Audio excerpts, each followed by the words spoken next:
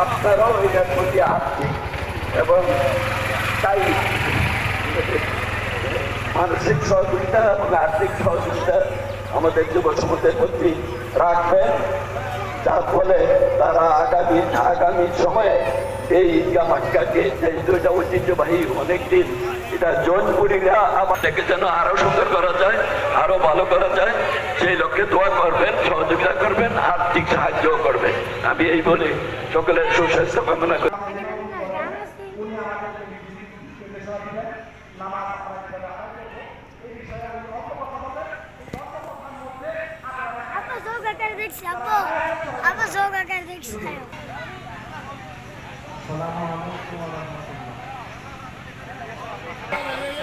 হজের তাৎপর্য সম্পর্কে সামনে দা কোরবানির তাৎপর্য সম্পর্কে সংক্ষেপে আমাদের স্যারও বলেছেন, মুফতি নূর সাহেবও বলেছেন।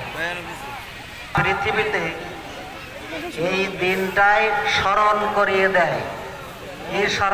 দেয়, হযরতে ইব্রাহিম আলাইহিস সালামের যে ত্যাগ কুরবানি সেটা স্মরণ করে দেয় বিদায়। যখন কুরবানি সম্পর্কে রাসূলুল্লাহ সাল্লাল্লাহু আলাইহি কাছে সাহাবায়ে কেরাম জিজ্ঞাসা করছেন যে আমরা যে কোরবানি করি এটা কি? তো রাসূল কি উত্তর দিয়েছেন?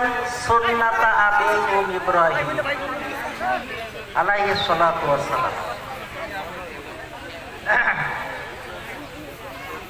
কথা অনেক এসে যায়,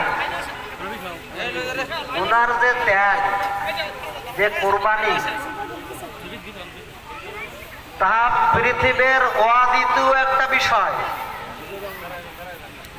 বলছেন হইতেছে হয়তো আর উপরে পড়তে পারে, আপনার দয়া মায়া আসতে পান, আর ওই শরীরের উপরে আল্লাহর মহব্বত থেকে আল্লাহর আপনি আমার হাত পাও বেঁধে নিন, আমার কাছে পৌঁছাই দিবেন, আর আমার আম্মাকে সালাম বলবেন। হযরত ইব্রাহিম ইসলাম তখন বলছেন আলহামদুলিল্লাহ যে আল্লাহ তাআলা এমন একটা সন্তান আমার ঘরে দিয়েছেন, বর্ণনা করা যায় না আল্লাহর হুকুমের প্রতি এমনই যত্নবান পিতা এবং সালাম বলছেন আল্লাহু আকবার লিল্লাহিল হামদ। আজ যে স্মরণ জিবরিল আমিন বলছেন আল্লাহু আকবার আল্লাহু আকবার, ইসমাঈল আলাইহিস সালাম বলছেন লা ইলাহা ইল্লাল্লাহ আল্লাহু আকবার, ইব্রাহিম আলাইহিস সালাম বলছেন আল্লাহু আকবার ওয়ালিল্লাহিল হামদ।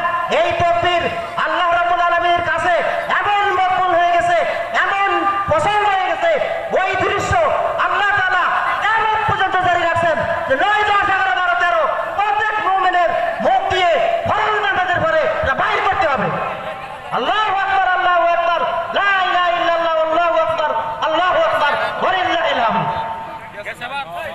তাই আজকের সেই স্মৃতি